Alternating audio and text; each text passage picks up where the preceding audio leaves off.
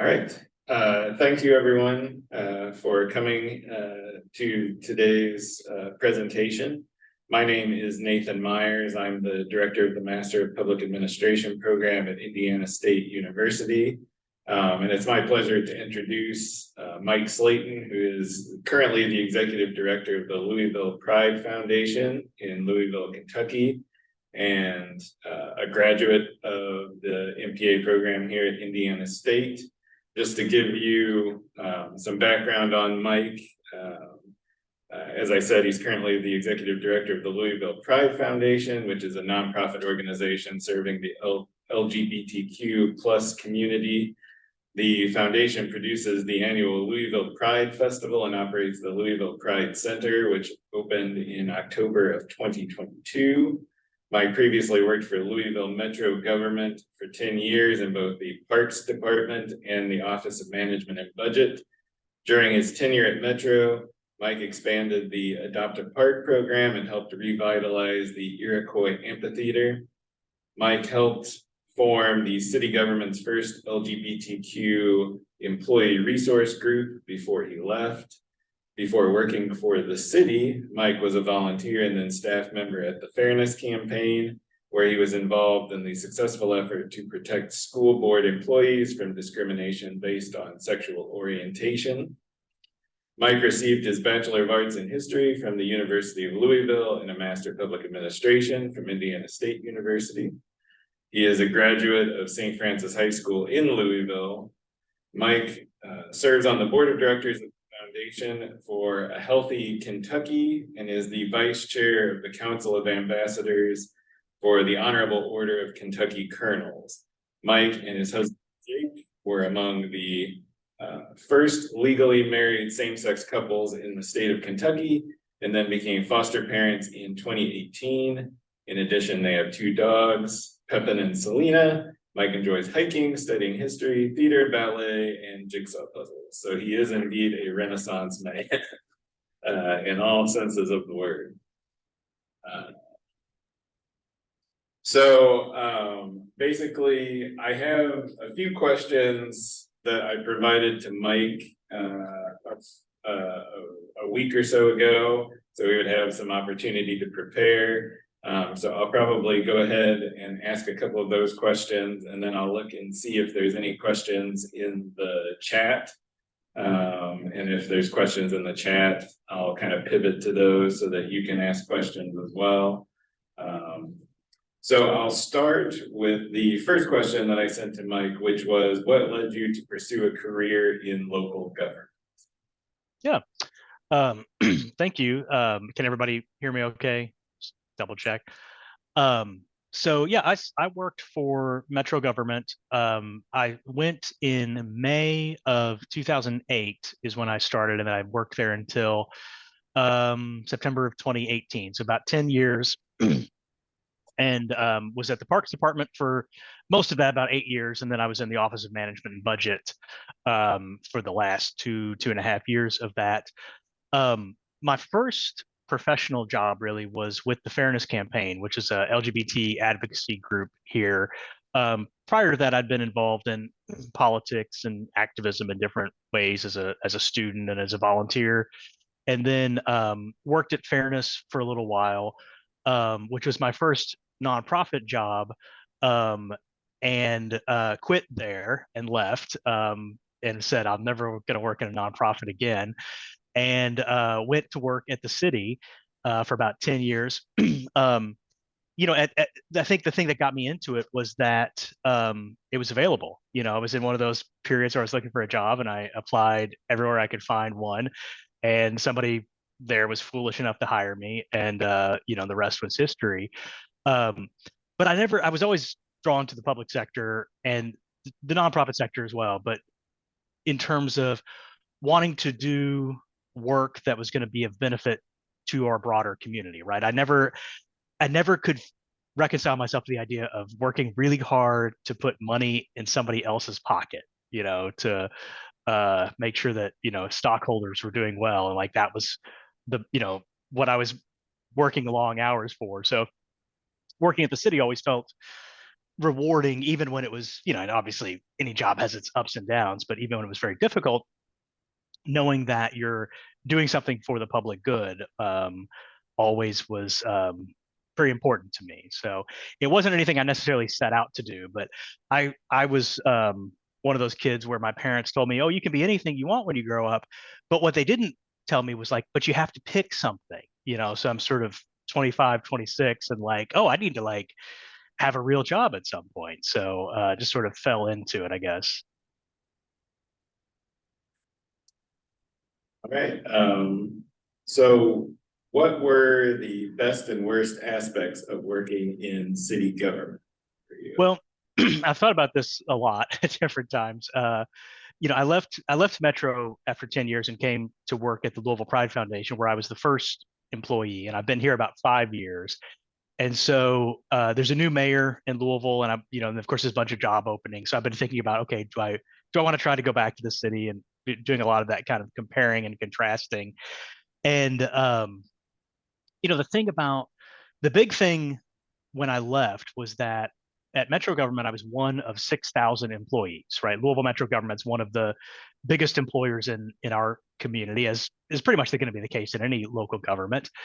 And when I came to the Pride Foundation, I became one of one employee. So there's a big difference. I jokingly say to people, I'm never going to complain about the HR department or the IT department again, because now I have to be my own. And working for Metro, the bureaucracy, the red tape, just trying to get anything done could be so impossible, and it was incredibly frustrating. But then you go to the flip side is, in a small nonprofit, I sort of have complete freedom. Nobody's gonna tell me what I can and cannot do, but I have to do it all. And I have to raise the money to do it. So I think it's this trade-off of sort of autonomy and responsibility. The city, I didn't have as much autonomy, but I wasn't. I had, this is my job, and I have to do my job, and I don't have to worry about all these other things. And then in this role, I have much greater deal of autonomy in terms of what I'm doing on a day-to-day basis. But when the toilet backs up, or the website goes down, or there's anything like that, I'm the one that has to deal with it. So I think that's one of the big differences for me in terms of the two, and that's also sort of being a large employer or small employer. But with Metro, you always knew that everything was subject to open records and transparency and things like that. So, communicating with people over email, there was always this like, okay, how is this going to look if this is on the front page? Let me make sure that I'm careful of how I phrase this. You never knew kind of what there's much greater scrutiny, I guess, in the public sector, and you never really knew, even if your job was not necessarily something that anybody would really care about, you might be intersecting with something that was scandalous over here in another department, and all of a sudden, you're going to kind of be under the microscope. The shifting winds of politics are a big part of it. When the new mayor comes in or the new council comes in, I went through one mayoral transition at Metro. I was not elected. I was hired in 2008, and a new mayor was elected in 2010. And it was the old mayor was term limited. He was term limited out, and the new mayor came in. Both were Democrats, so it wasn't necessarily like a radical transition, but it was a new transition. And the former mayor had been in for, but he used to call him the mayor for life, because he'd been in for like 14 years, then he was out, and he was in for 8 years. So it was kind of an end of an era when he left. And you had this new mayor come in who was, was fine. There's nothing wrong with him necessarily, but all of these, I think you see this in a lot of administrations, where the new person comes in and they hire all these people who are experts to come in and run departments. And the first thing they do, and I'm sure Dr. Myers, I'm sure this happened, maybe this happened when you took over your department, that you reorganize everything and it's going to be brilliant. And then, for 6 months, nobody knows what anybody's doing, because we're merging these departments and we're taking this apart and we're moving things around. And there's just a huge amount of stupidity, I think, that goes with any transition. So part of the reason I left when I did was I knew that the current mayor was not running again, and there was going to be another transition. I was like, I don't want to deal with that again. I want to get out of here. So you had all these people coming in from the outside, who hadn't necessarily worked in government before, hadn't worked a long time, and becoming department directors. And there's definitely a period of acclimation, and all the priorities suddenly changed. Or you're the new director of parks, or the new director of whatever department has a priority that was not on anybody's agenda or anybody's radar before. One of the in 2010, when Mayor Fisher came in, there was a big interest in food trucks and getting the permitting figured out for that. So all of a sudden, that became this like top issue that we're having all these meetings about, which is not anything that was on anybody's radar. And I'm sure some of that's going on with the new mayor, who was elected in last year's, 2022. Mayor Craig Greenberg came into office here, and I'm sure there's all sorts of pet projects and things like that. So that was definitely one of the downsides, I think, of working in government, as opposed to the nonprofit world, where I have a board of directors I report to, but it's not, it's a self-perpetuating board, so I kind of know who's going to be on it, and there's not really any chance of knock on wood, there's not any chance of a huge shift where a new board is going to come in and say, actually, we're not going to do this over here, we're going to completely do something different. So you're much more insulated from that. But I will say, I mean, one of the things I loved about working for Metro government was I got to learn so much more about our city that I ever would have known, especially working for the Parks Department, because Metro has 120 parks around our county government, and it's a consolidated city county. So I got out into much more of the county than I ever would have known about. I think most people kind of stay in their zip code, and don't necessarily travel too far. And so my life has been richer for that, just knowing so much more, getting out and learning so much more about the community and kind of the nitty gritty of how things work. It's very easy to be like, oh, well, they should, I can't think of an example. People complain about bike lanes or, sidewalks or whatever, all the things that we complain about, but sort of seeing all of the details, the complicated things that go into, or why something is so difficult to fix. I'm kind of a nerd for logistics and operational stuff like that. So knowing all of that, was really interesting to me. So that's one of the things I miss, in my work now. It's more narrowly focused. So, I don't necessarily get as much of, I get a lot of variety, but I don't necessarily get that huge variety of kind of everything that the city does, which is kind of everything.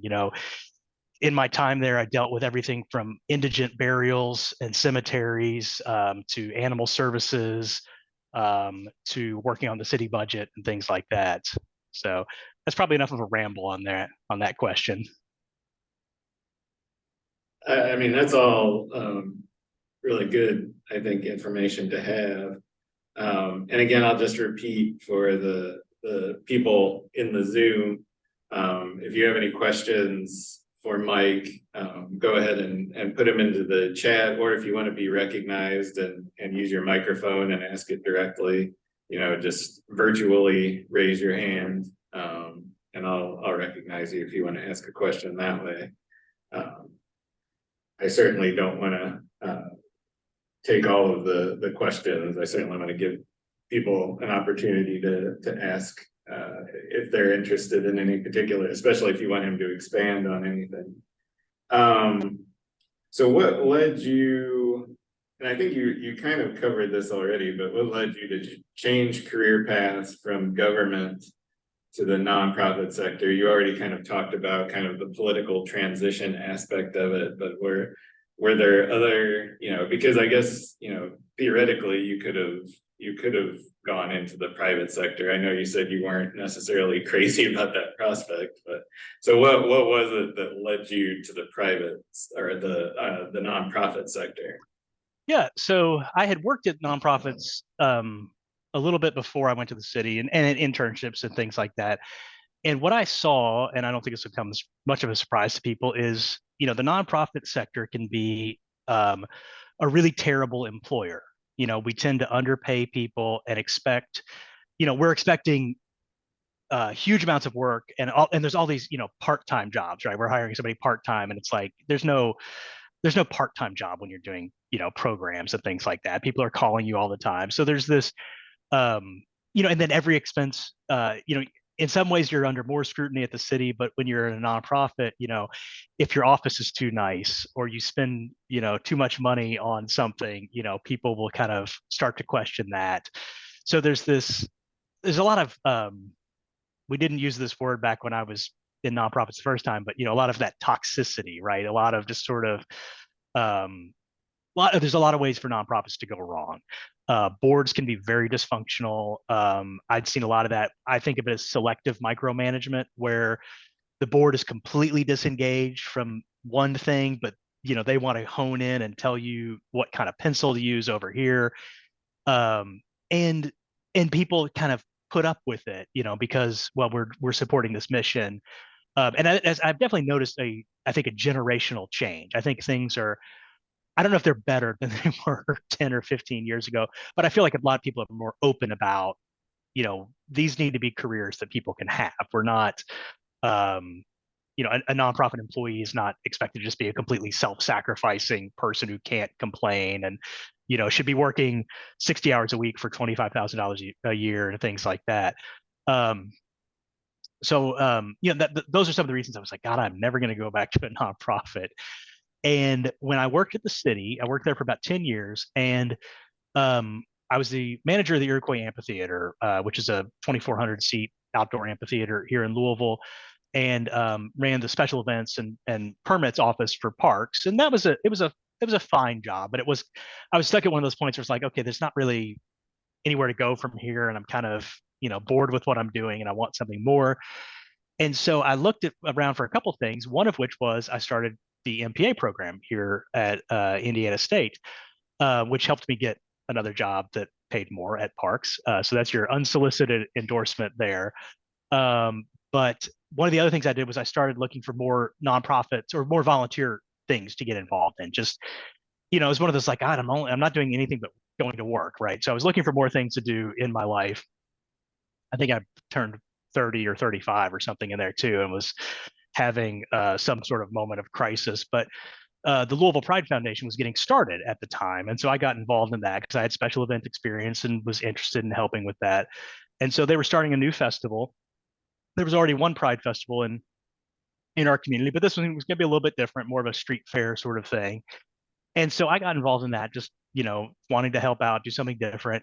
And a couple of years later, the organization got to where they wanted to hire a full-time executive director.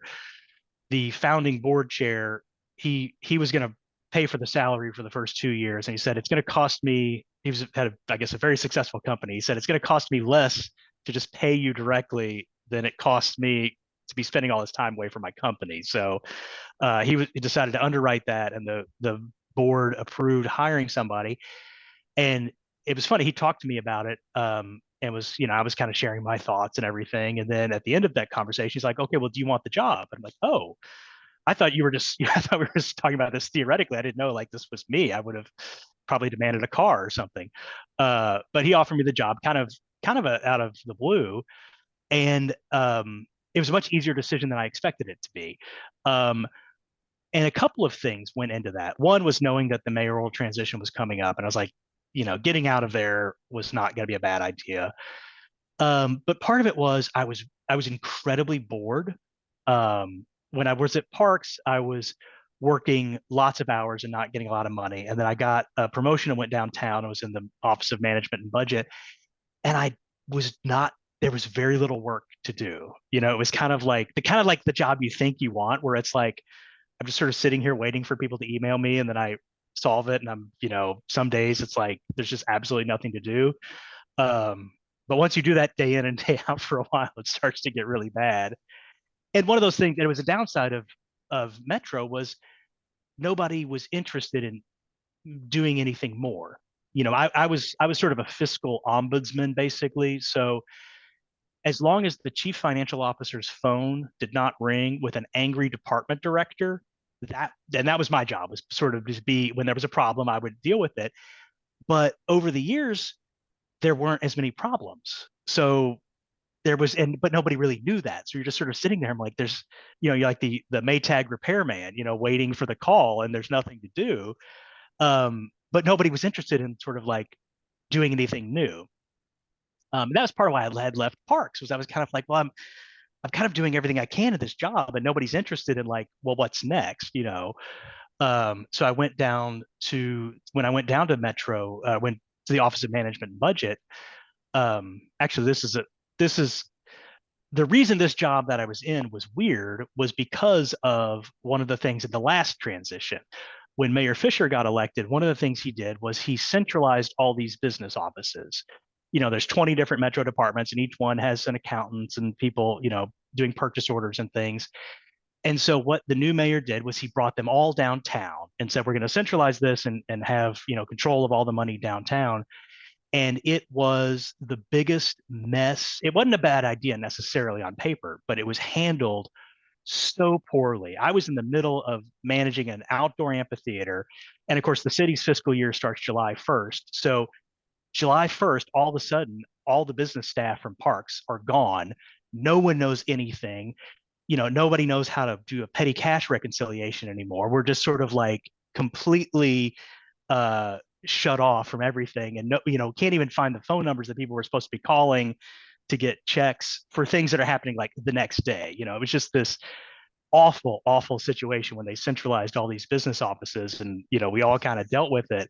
And that was 2010. So at the time, they had this fiscal administrator position who was very, very busy, and they were dealing with all of the mess. They just sort of blown up the finance system for the city, and you had these kind of troubleshooters who were doing had a horrible job to sort of sort all this. And that's the job I went into several years later. But by that point, they'd kind of fixed most of the problems. So everybody kind of thought this team still did a whole lot. And those of us who were on the team are like, when are they going to realize and like lay us all off because we have nothing to do? So anyway, so I was bored, and I was trying to do things like I started a financial or like a budget class and finance class for Metro employees. Right? No one had ever done this. We have training classes for employees, and I said, well, let's do one where we go out and talk to like new supervisors about how to read the budget, how to do purchasing, like just training our staff on basic finance procedures. And I did that, and I would go do it like twice a year down at the Metro training facility. And people who took the class were like, oh, this is great. This is the best class we've had.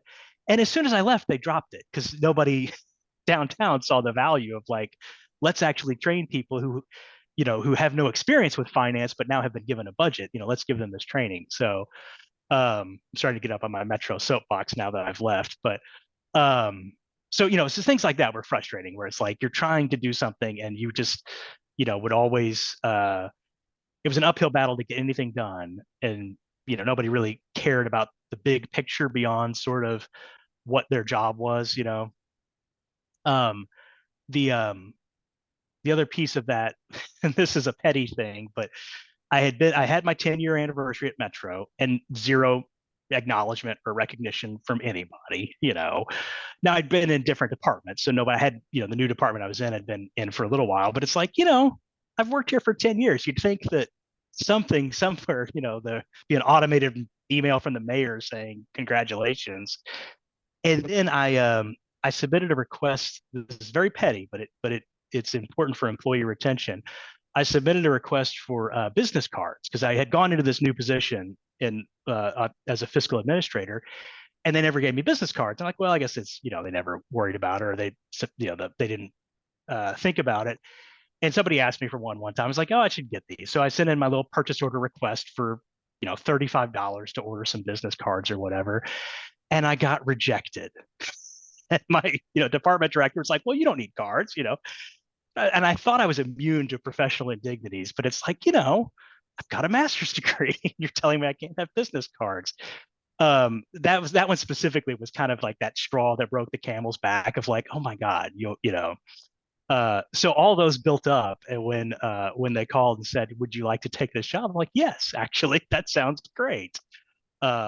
So 5 years later in the nonprofit sector, I'm like, okay, and I kind of knew going in, I was like, about I might be there for 5 years and I'll have to see how I feel. And I'm kind of had a lot of those kind of thoughts lately of like, do I stay here? Do I go back to something else? Because the nonprofit sector has a completely different set of frustrations. But yeah, they caught me on a bad day, I guess, when they offered me, or they caught me on a good day when they offered me the job, and I was ready to leave.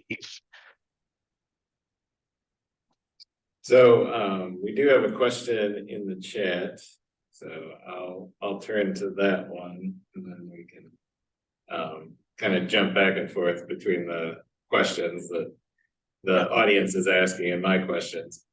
So the question is, Mike, can you describe the extent of your current working relationship, partnership, if any, with your local colleges and universities as it relates to LGBTQ plus matters? Um, we don't have much of a working relationship. The University of Louisville is the big college here, and they have an LGBT center for students, and they've had that for 10 years or more. We're kind of unique, well, maybe not unique, but the Louisville Pride Center, our LGBTQ community center, we just opened last year. Louisville had not actually had kind of a general LGBT center, except for a brief period in the 80s. So most communities larger than Louisville, and a lot of them smaller, have had an LGBT center that's open to the general public for decades, and we have not. So we just kind of created that. So I am the head of that LGBT center at U of L. They're a friend of mine from years back. We've known each other for a long time. We communicate a lot. We exchange information and promote each other's events, but we don't really have a working relationship, which is how we are with a lot of the groups. Is there's kind of communication, but the actual collaboration and like partnering on programs and things. Um, People love to talk about partnering, but it doesn't actually happen too much. I think with universities, especially, there's kind of like it's a little bit like it was government, it's public sector, right? Where there's so many rules and regulations that doing anything is difficult. We have started doing some trainings for our Jefferson County Public Schools, the public school district. We've done some trainings for their staff. We have had sponsorships from U of L and the technical college here. So some of they'll come and have a presence at our Pride Festival and things like that. And we're always looking for ways we can partner with them and have them do programs here at the center, or we do things there. But um, it hasn't really come to any significant, um, hasn't produced anything significant as of now. Okay. Thanks very much for that question. And again, anybody else have any questions, put them into the chat or raise your hand. But the next question that I had was, in terms of similarities between the public and nonprofit sector, similarities and differences. And I think you've already kind of touched upon this in different ways through some of your previous answers, but I guess just try to think about it from a leadership kind of perspective. How are the two sectors kind of different from each other? Yeah, one of the big differences, and I mentioned this a little bit about sort of transparency and things like that. That at the city, there was always the possibility somebody's going to file an open records request, and all your emails would be read by somebody. And the budget was very transparent. Anybody could look up my salary on the website and things like that. So nonprofits don't have to be as transparent. There's some reporting in the 990 and things like that.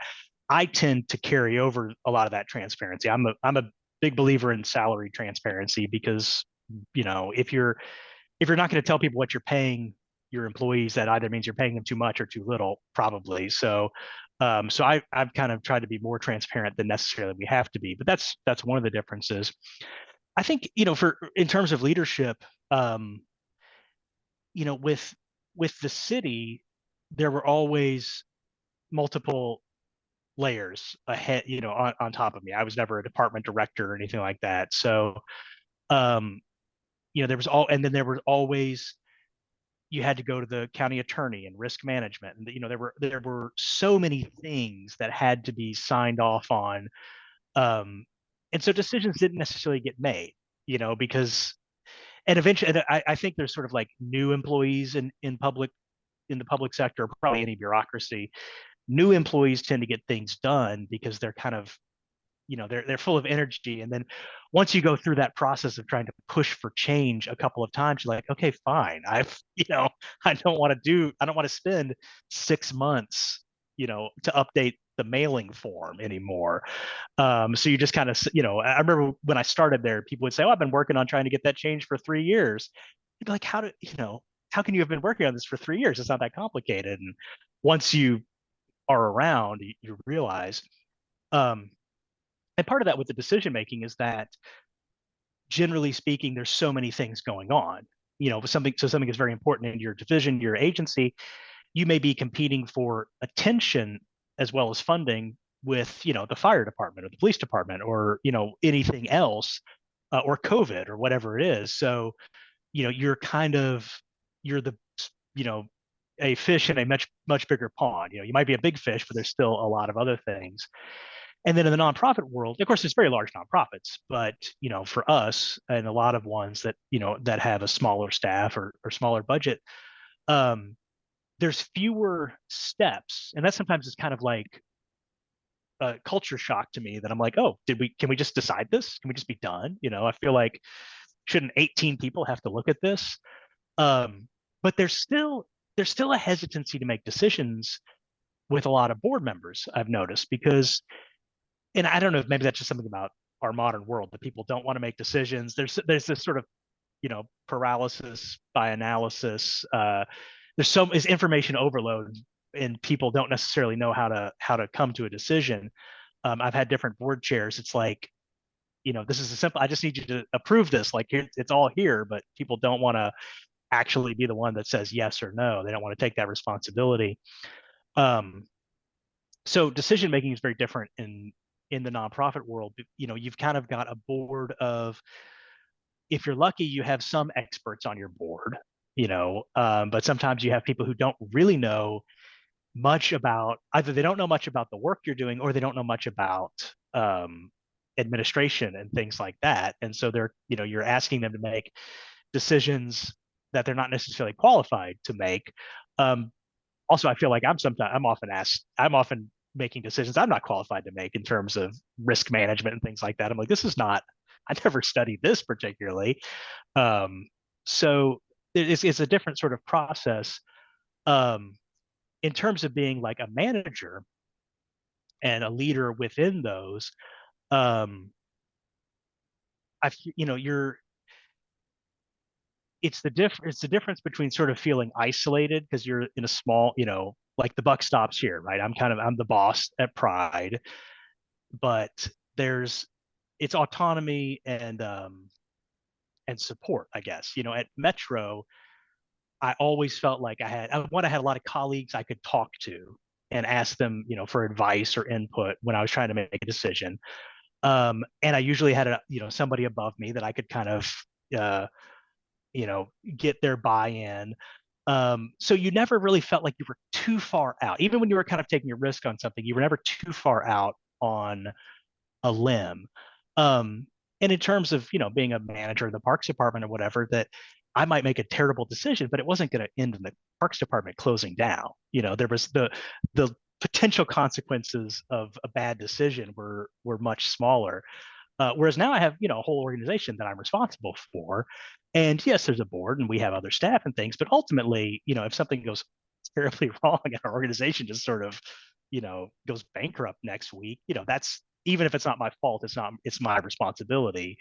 Um, and there's not anybody who, I have colleagues in other organizations I can talk to, I have board members, but nobody who's kind of like got all the information I have and the experience. Where in a large organization, again, it goes back to being one of 6,000 employees to one of one employees. So you, I don't have to check with anybody to do a lot of decision making here, but I also can't check with people when I want to, and that's kind of a double-edged sword. Um, but and so there's also a little bit of more responsibility. I feel the responsibility differently when I'm kind of one of those people, like I've got an idea that somebody probably needs to be like, no, we can't do that.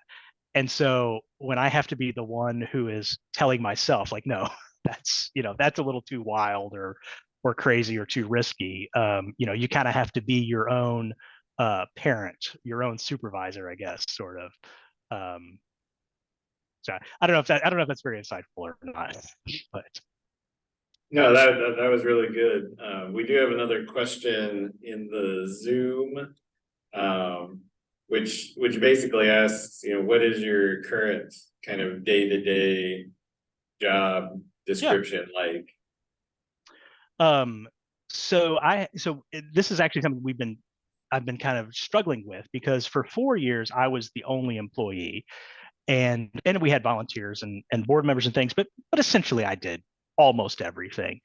And so last year we hired our second full-time employee, and now we've got a couple part-time people, and we recently got a big grant that's going to allow us to expand our staff a little bit more. So I'm really sort of trying to make this transition from doing everything to directing things.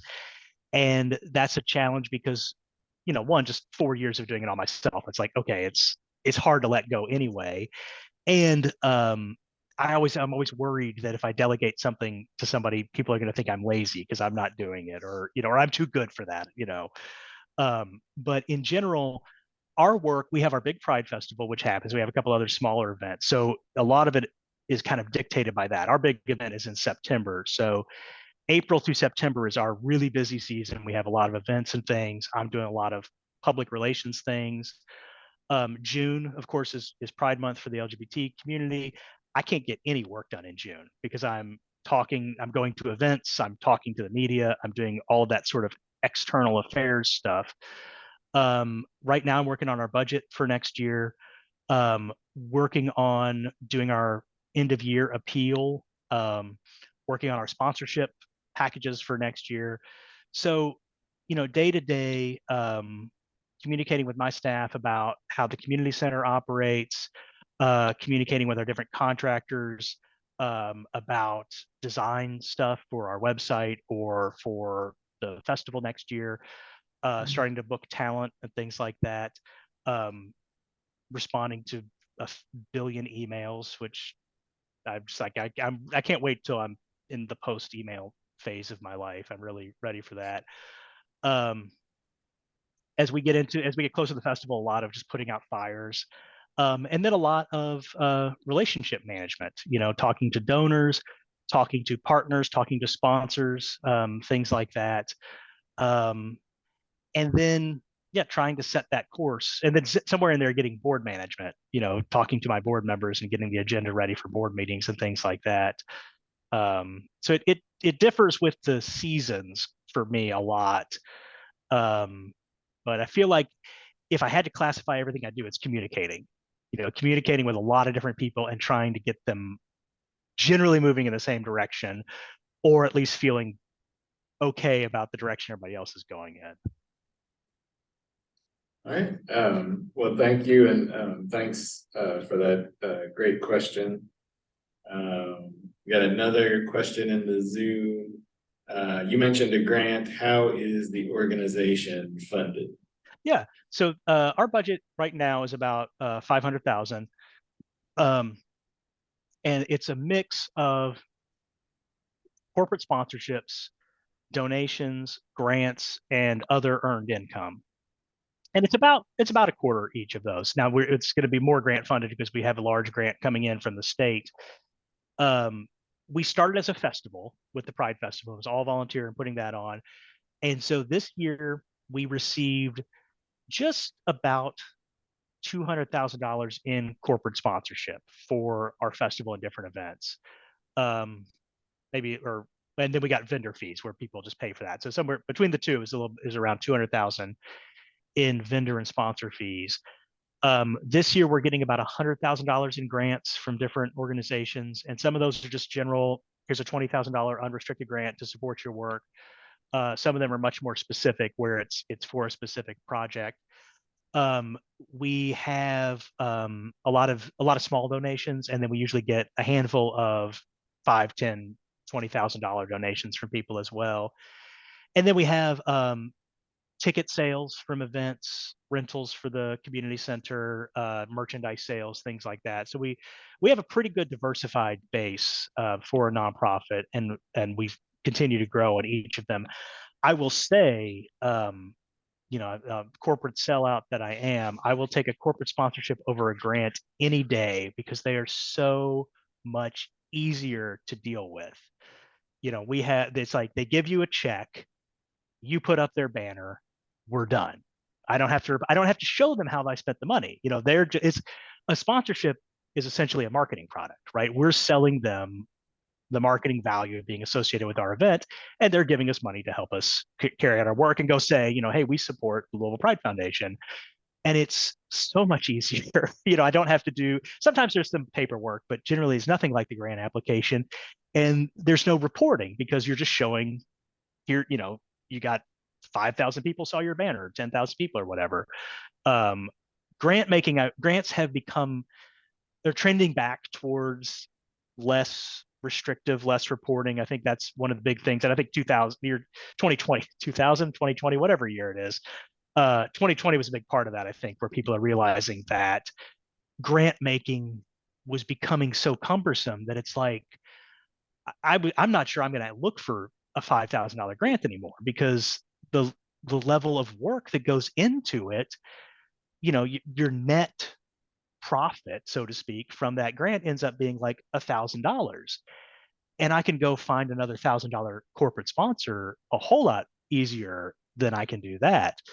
So grants, it almost becomes like, if it's not $50,000, it's not going to be worth the enormous amount of work that they're going to want you to do. So that's my pitch for corporate sponsorships. How I learned to love corporate sponsorships. And thanks for that question. That was a good, and it's good because Mike is actually going to be speaking again on November 2nd at 6 p.m. And the topic is going to be grants. It's going to be a lot more focused on kind of the funding aspect, because one of the sort of the themes throughout the MPA classes this semester is grants for a variety of different reasons. So if you're interested in more of that discussion, that'll be coming up on November 2nd. There's another question in the Zoom. Could you ever foresee, full-time fundraising employee? Yeah. Absolutely. What we have, as we've grown, my first employee was somebody who, I kind of do everything, and I'm a generalist. I would hate to have a job where I only had to do one thing. And so I hired another generalist person who I knew to help me. And so the two of us are kind of doing everything, and she's, assisting me in a lot of different things and taking on more of that. Our plan, our funding, we're going to get a program manager, and we have a big immunizations grant from the state. So we're going to do a lot of health education, community health workers and things like that. So we have our third full-time person will be a program manager. If it was just completely unrestricted, the two full-time positions I want are a communications person, a full-time communications specialist, and a full-time development person to do fundraising. It's a lot of work. There's all these different platforms. One of our supporters got married recently, and I had not seen this before, where they had encouraged people to give a donation at their wedding. And so they raised money for us, was wonderful. And, now I've got to go on to Pledge is the company that it's this new fundraising company. And so I got to go register on there and get this money, which is great. But, managing all of these platforms and following up all these donors, I mean, it's a huge amount of work. And there's a lot of money that, we could be getting that we're not getting because we just don't have the time to follow up and do the legwork for it. So I think a full-time fundraising employee, you don't want to have that be your first hire because then people will look askance at you. But it's certainly something that's going to pay for itself in the long run. And that would be, if you're interested in making a large donation to pay for that, I would be very willing to accept that. It's also something I've become a lot more comfortable with in this role because I have to be, because asking for money is not fun per se, but I've become better at it. So one thing we haven't talked about very much is kind of the policy advocacy kind of side of things. So, you had worked with the Fairness Campaign in the past and now through the Louisville Pride Foundation. So, in terms of advocating for, anti-discrimination policies and things like that, kind of, could you talk a little bit about some of your experiences there? Yeah. Um, when I worked at Fairness, we worked with the local school board we were pushing for protection on gender identity and sexual orientation, and they agreed to pass sexual orientation only at the time. Um, at the time, Fairness was just focused on Louisville. It's merged with another organization to be statewide in Louisville. When I was there, we were working with the state legislature as well. At the time, it was still the Democratic Party was still in control of the Kentucky House. I think it was the last house in all of the South, that last legislative body in the South that was under Democratic control, and that switched in 2016. So now it's 100 people in the Kentucky State House, and I think it's 83 Republicans and 17 Democrats, and it was like 60 Democrats in 2015. So it has been a just massive shift. We don't do lobbying. We don't really do advocacy work as a central part of what we do. Partly because at the state level, it's not really, it's not going to be very fruitful for a while. Sure, go up, hold your signs, kind of make your pitch, but it's not something where, the assembly is going to pass the bills they're going to pass, and there's nothing anybody can really do about that. It's like let's come back in a few years and see where we are. Prior to that, we were, in the Fairness Campaign, and this is after I was there. Chris Hartman is the director there, and he's been very good about building relationships with legislators. He's been there he took over when I left, and so he's been there about 15 years. And he's great about building relationships with legislators, and the success that they have is primarily behind the scenes. Very rarely do we get anything good passed, quite frankly. Not to editorialize too much, but they've been successful up until recently in stopping some of the really bad bills from passing, and that's generally done through relationships with the leaders in the legislature. So the people, if it comes up for a vote, it's going to get passed, but they can keep it from coming up for a vote. And so a lot of that was when the Democrats were in control, that was much easier to stop those. But even when the Republicans are in control, Chris has some very quiet relationships with those folks. Neither side would benefit from knowing, that anybody gets along. And so generally they're able to kind of keep some of those really bad bills from passing. That was not the case this year. This year, the legislature passed a really, really bad anti-trans bill targeting youth. And it was just one of those where they throw in everything they could find in the kitchen sink in. Generally speaking, one of the big tactics for stopping some of those bills from coming to the floor is the economic impact, right? That, however you feel about this in all these other ways, this is going to make us look bad. It's going to hurt businesses. Businesses aren't going to want to relocate here. And that's, that I think that has had an effect on stopping some of these things. But our politics are just becoming so much more. I don't even know. I don't want to get too far afield here, but it the the thing that has happened with the Republicans in Kentucky, and I think in Washington too, is that the very passionate conservative firebrands are in control now. And it used to be that there were there's always been those folks in the party pushing really out there legislation, and generally the kind of the establishment folks have been able to tamp that down. And now it's the Jim Jordans and folks like that are in leadership, and so there's nobody saying, hey, you shouldn't pass that because it's going to have some unforeseen circumstances. um, I think things will probably settle down in a few years when people start to realize some of the unforeseen circumstances, be like, oh, actually, maybe we should think about these laws before we pass them. But in Kentucky, the governor, of course, Andy Beshear is a Democrat, and so he can veto these things, but it only takes a simple majority to override it. So, there's no point in us really having a legislative agenda for January because the House Republicans and the Senate Republicans are going to pass whatever they're going to pass, and Andy may or may not veto it, and they'll override his veto. And in terms with the city government, there's not necessarily all that much legislation we can pass, and that's part of the thing with policy too, is a lot of these, it's easy to identify problems, but it's harder to identify solutions. So people,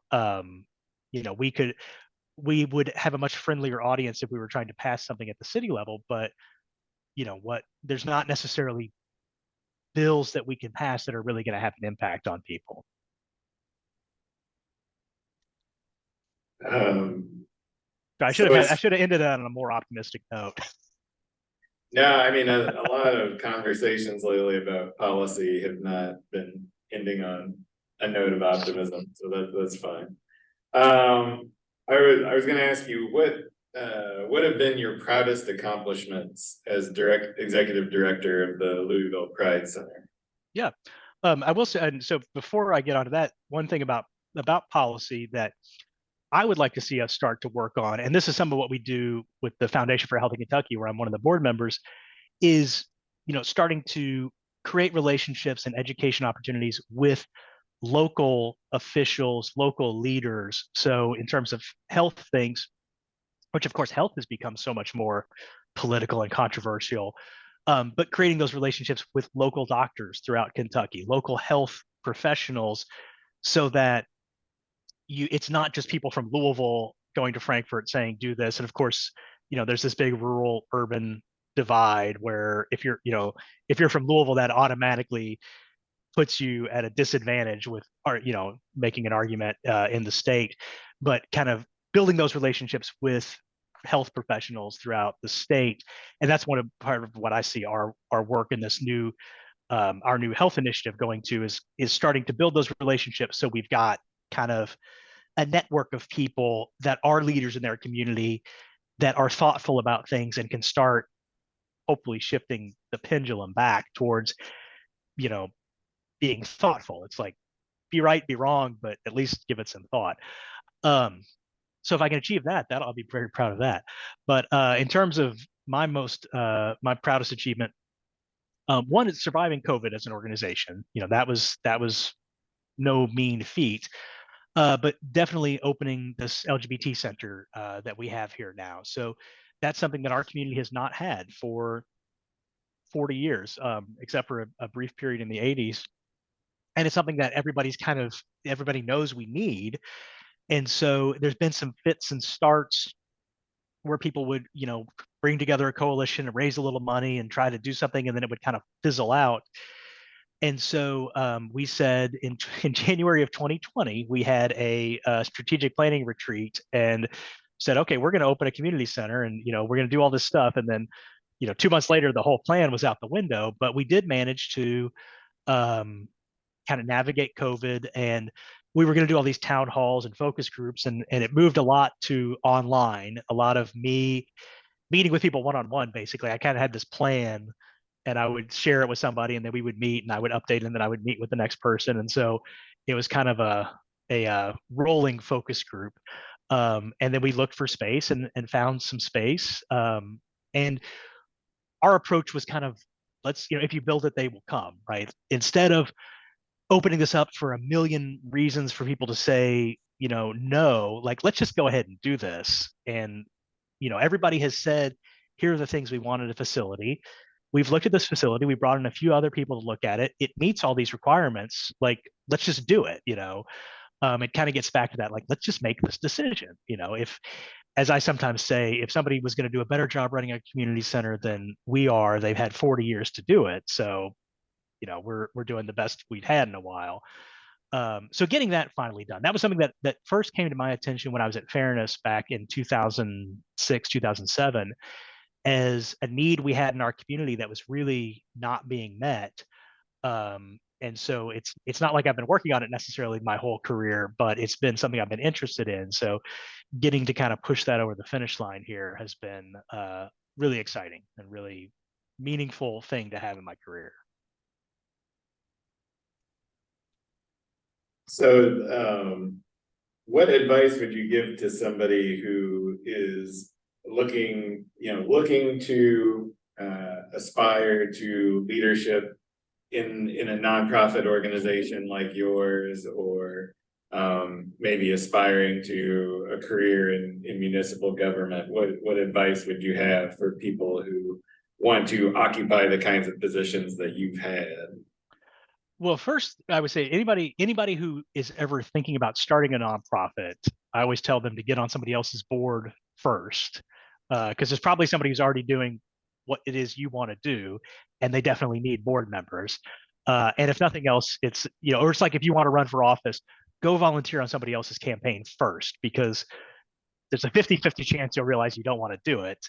And if not, it'll still be very educational to sort of see. I think we tend to think, I see this need and no one else has ever worked on it, surely, but it's like, well, no, people have been working on these issues for a long time. So um, a lot of times people want to come in and like, I'm going to run for office. I'm going to start this. I'm going to do this. It's like, well, you don't necessarily need to be at the back of the line, but tag on to somebody else first. Um, but I think working in public service, working in the nonprofit sector is great in a lot of ways. It's very challenging in a lot of ways.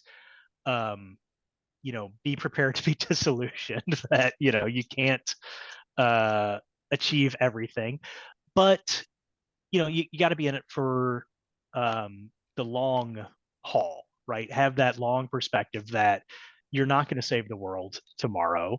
And I sometimes have to, I'm like, okay, it's not my job to save the world. It's my job to run a community center and host a festival. And I'm going to do that. And that's helpful. Um, it's easy to think of 1,000 things that I want to do, and then implementing them is a whole other matter. So, you kind of have to think about what's possible and what's feasible. But at the same time, you have to dream big, right? So it's this like balancing act of not giving up too easily, and not trying big things, but also not getting frustrated that you can't do everything. Um, Learn from people who have been around before you.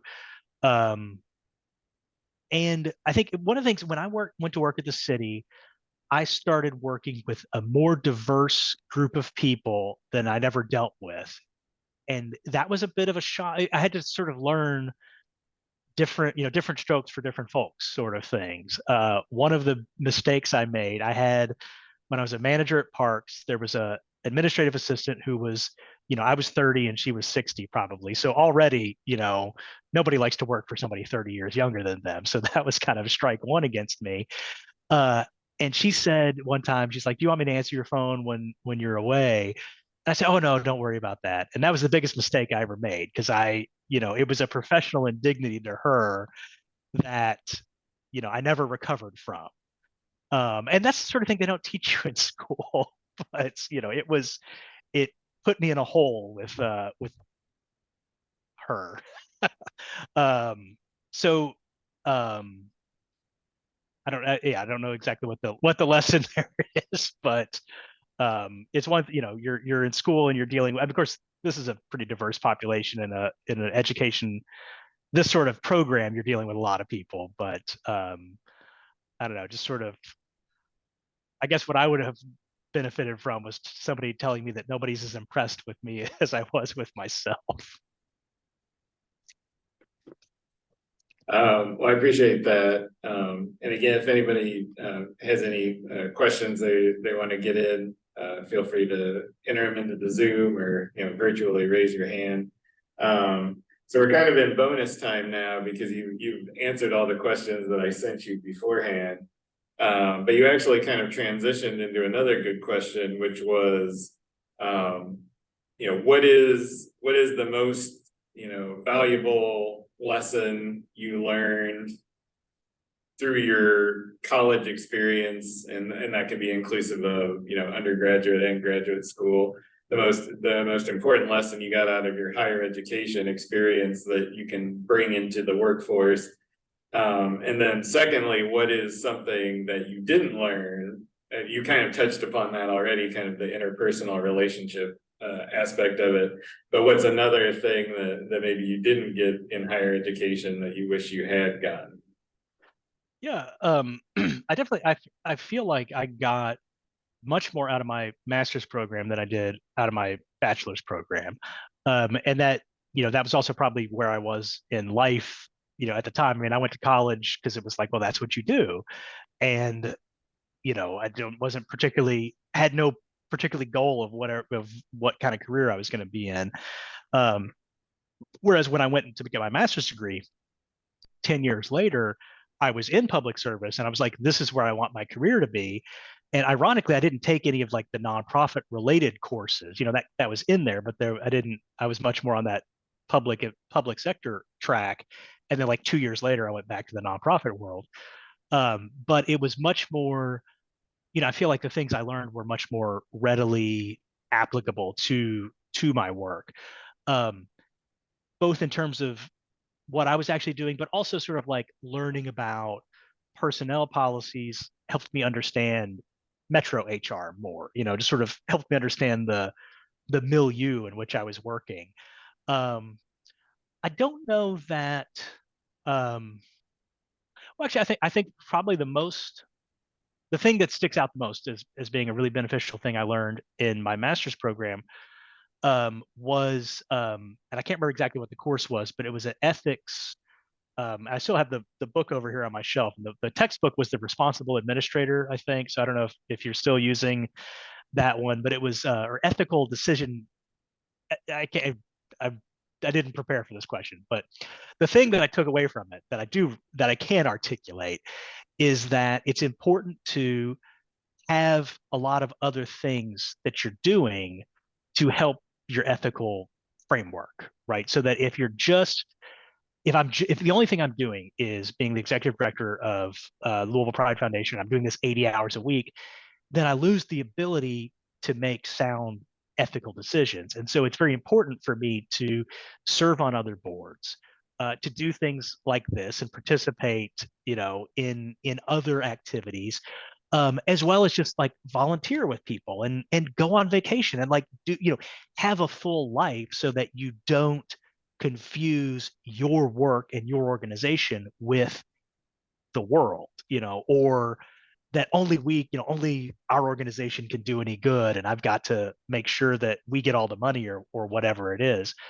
So that's been a really helpful thing for me, and also for my board and my staff too. To serving on other boards makes me so much more um, understanding of my board members.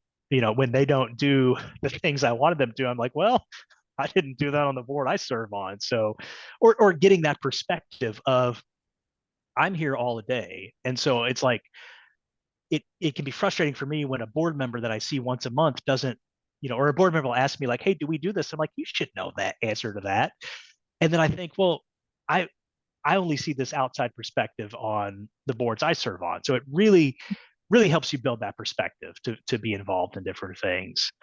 Um, I don't think this is the case as much, but when I was in my undergrad, I graduated in 2006, Um, and I never had learned like Microsoft Excel, right? I had a bachelor's degree, and I had to like learn how to do a mail merge on my first job, and I feel like that's something that they should go over at some point. But I think probably kids today probably do get that in their undergraduates. But um, I see another question in here.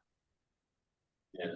And just for the record, we do a lot in the MPA program with Excel. I don't know if we did it as much when you were in the program. Well, I'd learned it by then, but yeah.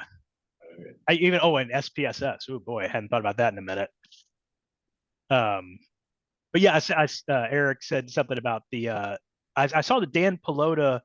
There's a new movie that's just come out about this, I think, called Uncharitable. I just saw something about this, that it's like a documentary about this, just this whole concept of nonprofits, and that nonprofits shouldn't be successful basically, and they shouldn't, and no overhead, right? No one should ever spend money on anything other than programming. And we deal with this with grants. It's like no one ever wants to pay for food. You can't feed people. You can get all the money in the world for supplies, but like people want food. If you want people to come to an event, you got to feed them. But nobody ever wants to pay for that. So it's, I don't know, it's like funders, they want to pay for buildings, they want to pay for supplies, they want to pay for programming, but nobody wants to pay for HR. Nobody wants to pay the rent and the utilities and things like that. So um, I think there's a little bit of a change to that. And we'll probably, the other trend is trust-based philanthropy, where we as the funders are going to give you the money, and we trust that you're going to do good work with it. And that's certainly what, as somebody getting money, you prefer that. You're doing a great job. Here's $50,000. Keep up the good work. And we'll probably continue to sort of trend towards that until somebody embezzles that money because they're not being watched closely enough, and then the pendulum will go back towards over reporting and over. You got to dictate every penny. But yeah, it's a weird world to be in. When I did come here, part of the reason I was okay with coming to the Pride Foundation was I was the first employee, so I knew, okay, I could set the tone. And my board has been very great about this. We're trying to establish this as a place where a grown-up can work for 5 to 10 years. This is not, okay, we're going to hire somebody out of college and burn them out in 2 years and then replace them over and over and over, and then not understand why anything's happening. I wanted to make sure that this is a place where somebody can have a career, and they can go on vacation, and they can have mental health and all of that sort of thing. And that's not necessarily the norm in the nonprofit world. So another question that I had, you actually touched on something that we've dealt with directly in the organizational behavior class, which is the idea of boards of directors not wanting to make a decision. I think the book that we're looking at calls it the culture of maybe. So everybody's a maybe, nobody's a yes, nobody's a no. I call it death. Oh, sorry. No, go ahead. I was gonna say, I call it death by vague expressions of concern. No one ever says no. They're like, well. I guess the question is, as the executive director, do you have a strategy for, guiding the board to come to a decision, one way or another on something? Yeah, I come to the decision, then I tell it no. Boards. So, and I will say I'm going to speak ill of boards, but this is nothing I haven't shared with my own board, and I think most of them would understand and agree with. So, I think boards personally, I think I don't know that it's a totally outdated concept, but I feel like we're in this sort of very old-fashioned concept of, professional men who had the time to go into these board meetings and, have a big lunch and everything. And, this board concept has not been updated for the 21st century, partly because we want boards to do fundraising, we want boards to do governance, and we want boards to be representative of the community and the people we serve. And it's like, well, you can't get all three, or if you do, you can't keep it very long, right? Because there's not that many people who will qualify. In any community, there's maybe 100 good board members. So okay, you got one of them, but you're not going to get the next one. So I think personally, I think if we're truly serious about boards being representative of the community, we probably need to be paying people for their board service rather than expecting them to be writing big checks to be on the board. Um, so, yeah, that's just the board concept needs to overhaul for the 21st century, and in my opinion, or to be like, okay, the board doesn't do everything. The board is here, and maybe we have a community council and we have a development arm. We need to stop expecting this one entity to be able to do all these things that it can't do. Um, Having said that, I will say there are two particularly bad types of board members I've dealt with. One I call Dr. No, who just wants to say no to everything. And it's like, why are you on this board? Why are you part of this organization if you don't want to do anything? And the flip side of Dr. No is that then when they do want to do something, everybody will agree to it without any hesitation or due diligence because they're so happy that we're finally going to say yes to something. So that's one person. And then there's Captain Chaos, who wants to swoop in. We've got our strategic plan, we've got our budget, we've been working on this, and then the last second wants to come in with let's do something totally different. And it may not be a bad idea, but it's like, dude, we don't, that's not how this is going to work. Maybe in your private company, you can do that. You can switch on a dime, but like, we can't, we're not going to move the Pride Festival, to another part of the town when it's in 2 weeks. So I've dealt with both of those sort of people on the board, as well as, I've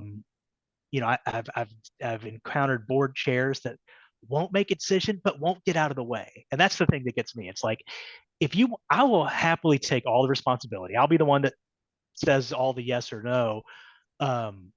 Or I can give it to you to make the decision, but it's got to be one or the other. If you're not going to lead, you have to get out of the way. And so I have really struggled with this of how much information to give to the board, right? You don't want to withhold anything. You certainly don't want to be untruthful, but they don't need all the information. They don't want all the information, right? I'm not going to give them, I'm working on our budget this year, and it's like, I'm not going to tell you every penny we're going to spend because that becomes meaningless. But I don't want to give them such a summary that's so high level that it's also meaningless. So it's, in each organization is kind of different. So it's like, what is the right information to give to them? In terms of trying to get the board to make a decision, a couple things that I do. One, I don't bring anything to them for a vote unless I know that they're going to agree to it, or if it's like, okay, you know, it's the Nancy Pelosi school of, you don't bring it up for a vote until you know you've got the votes to pass it. And usually what I'll do is I'll talk to them one-on-one, kind of leading up to it, and be like, hey, just want to let you know, this is going to be on the agenda, and how do you feel about this? Or, make sure that talk through it with people, especially if you know somebody's going to be opposed to it or be concerned about it. Go to them first, and then get them on board, and then you can kind of get everybody else. Along with that, one of the best rules for board management, I think, is no surprises. That the board should not hear anything significant about the organization from anybody but you as the executive director. So anytime there's bad news or there's potentially bad news, I want to get it to them first. Or anything that's, this is a big deal. Like, I want them to hear about it from me first. Um, I have a pretty open line of communication with all of our board members. We'll, text and message back and forth. Sometimes that can be a pain when it's like, texting me a work related question at 9 p.m. on a Friday. But it's probably better than, no communication. So that generally before something comes, there's a lot of informal communication before we get to the formal ask. But we've tried to establish policy, or we have established policies. That's been a big one. And our policies are very clear that this is what the executive director can do. This is what the board has to approve. And, here's kind of what we do if there's a gray area. So, one of the first conflicts I had when they hired me was the old board chair was upset that I hadn't gotten board approval on a press release. And I was like, that's not, an executive director does not go to the board to approve a press release, and that was, but that's the sort of thing that we're very clear about, that like I can do these things and I don't have to go to the board. And here are the things that are theirs. And we just continue to try to define that so that their participation is meaningful and they feel like they're making decisions, that they're getting all the information they need to make a decision, but then they're not being overloaded, because they don't want to be consulted when we decide what temperature we're going to set the thermostat at. So I don't know, I feel like I rambled there for a while, but it's an ongoing issue. And a big part of it is, right now we have a really good board. We have really good people on our board. One bad board member can really mess that up and create a really bad culture for a long time. If you don't have term limits, you need them, because sometimes that's the only way to get rid of somebody. And it's good to have, it's good to date a board member before you marry them, put them on a committee. If somebody's interested, make sure that they're not going to be a negative they're not going to have any of these toxic features before you get them on the board, because one person can really derail a good board. But I have said two things about boards that I have said many times, and I've said this to my board. If you want to hide information from your board, send it to them in an email. And the next time I see a board that is fully functional, robust, and dynamic and doing everything it's supposed to, will be the first time. And I think that's true across like all the nonprofit sector. And I say that as a board member and as an ED. All right. Well, we're past our scheduled time, so I don't want to infringe on your time and your work any more than I already have. But I do want to say thanks to Mike Slaton for being with us and answering all these different questions, some of which he was briefed on and some of which he wasn't. But he did a good job all the way around. Thanks to everybody who's in the audience. Again, Mike will be speaking again. It's November 2nd at 6 p.m. Eastern. It'll be on campus, but also via Zoom again as well. Mike will be speaking via Zoom and be more focusing on the grant use of grants and how to apply for grants, how to write grant proposals, how to implement grants. So if you have any interest in that and you want more information, there are some flyers floating around out there, but email me directly and I can give you more information on that. But Mike, thanks very much for all your time. Really appreciate it.